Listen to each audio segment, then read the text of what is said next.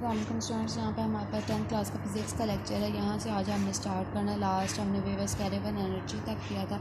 आज हम page number 11 पे स्टार्ट करेंगे। Relation between velocity, frequency and wavelength. Velocity, frequency और वेवलेंथ के दरमियान क्या रिलेशन होता है। Wave is a disturbance in a medium. Wave जो है हमारे पास किसी भी मीडियम के अंदर जो डिस्टर्बेंस जब हम क्रिएट करते हैं तो उससे प्रोड्यूस होती है which travels from one place to another. वो एक जगह से दूसरी जगह जो है वो ट्रैवल करती है and hence has a specific velocity of travelling. और उसकी जो ट्रैवल करने की जो वेलोसिटी होती है वो मखसूस होती है। This is called the velocity of a wave which is defined by. इसको हम वेव की वेलोसिटी कहते हैं, जो कि डिफाइन इस तरह से होती है। Velocity is equal to distance over time. Velocity is equal to distance over time, ये वेलोसिटी का फार्मूला है। वेलोसिटी को हम वी से शो करेंगे, डिस्टेंस को डी से, टाइम को टी से। If the time taken by the wave in moving from one point two another, अगर हम जो टाइम जो वो लिया जाता है किसी भी वेव का एक पॉइंट से दूसरे पॉइंट की तरफ मूव करने की तरफ, is equal to its time period, उसका टाइम पीरियड के इक्वल, then the distance covered by the wave, तो जो वेव जो डिस्टेंस कवर करेगी will be equal to one wavelength, वो वन वेवलेंथ के इक्वल होगी। हैंस वी कैन राइट, तो इस लिहाज से हम इसको इस तरह से लिख सकते हैं कि जो उसका जो डिस्टेंस था अगर वो वन वेवलेंथ हो जाता है और उसका जो टाइम था वो टाइम पीरियड के इक्वल हो जाता है, तो हम डिस्टेंस की जगह पे लैम्डा लिख देंगे और टी स्मॉल टी की जगह पे हम टाइम की जगह पे टाइम पीरियड लिख देंगे। यही इनकी जगह लिख दिए गए। फिर हमारे पास बैठ टाइम पीरियड, लेकिन अगर टाइम पीरियड जो इस रेसिप्रोकल ऑफ द फ्रिक्वेंसी, हमें पता है कि लास्ट हमने जो पढ़ा था कि जो टाइम पीरियड है वो रेसिप्रोकल होता है फ्रिक्वेंसी का, तो that is T is equal to 1/f। ये फार्मूला हमने लास्ट में पढ़ा था।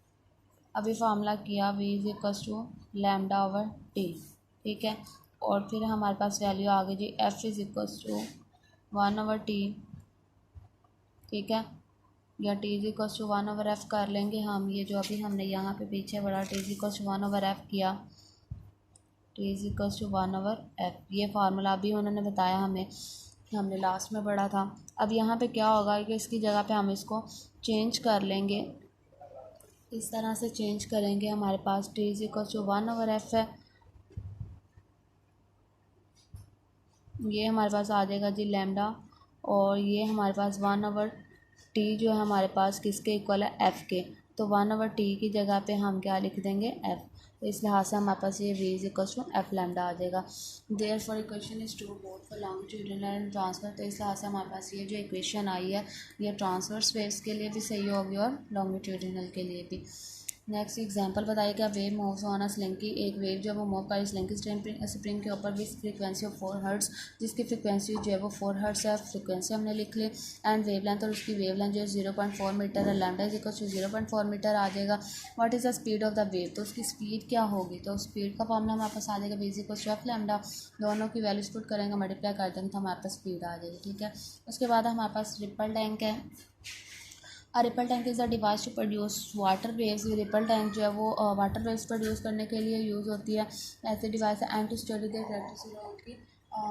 करेक्टरिस्टिक्स को पढ़ने के लिए जो यूज़ होता है। This separators consist of a rectangular tray, इस सेपरेटर्स में हमारे पास एक रेक्टेंगुलर टाइप में ट्रे होती है, हैविंग ग्लास बॉटम, जिसके अंदर नीचे जो शीशा लगा होता है, and space nearly half metre above the surface of the table, और ये टेबल की सरफेस से तकरीबन हाफ मीटर ऊपर होती है। Waves can be produce on the surface of the water, waves जो हम वाटर की पानी की सतह के ऊपर जो है हम प्रोड्यूस करवा सकते हैं। प्रेजेंट इन द ट्रे, जो कि ट्रे के अंदर पानी होता है, by means of a vibrator paddle, जो कि इसके अंदर वाइब्रेटर पैडल लगा होता है उसकी मदद से।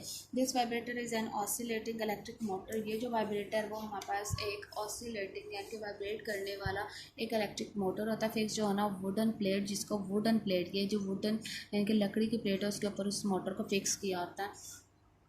Such that it's load surface just touches the surface of the water, इस तरह से कि उसके जो लोड सरफेस है उसके जो नीचे वाली सतह है वो पानी को टच कर रही हो।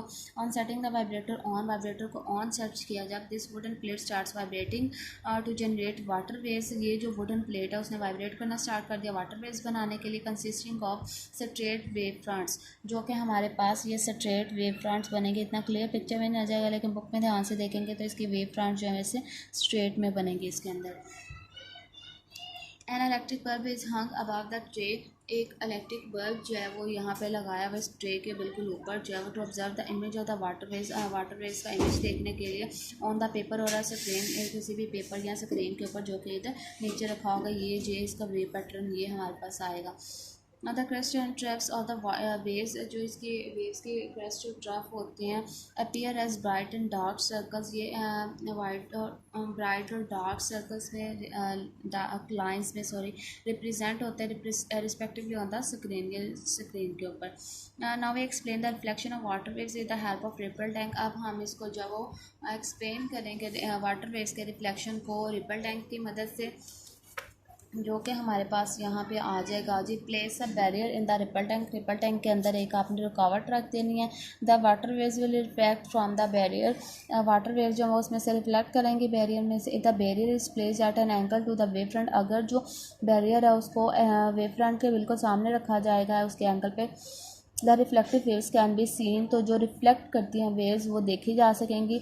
To obey the law of reflection, law of reflection को ओबे कर रही होंगी वो, that is the angle of the incident wave along the normal. के जो हमारे पास जो इंसिडेंट का एंगल है वो किसकी तरफ है, नॉर्मल की तरफ, will be equal to the angle of reflected wave.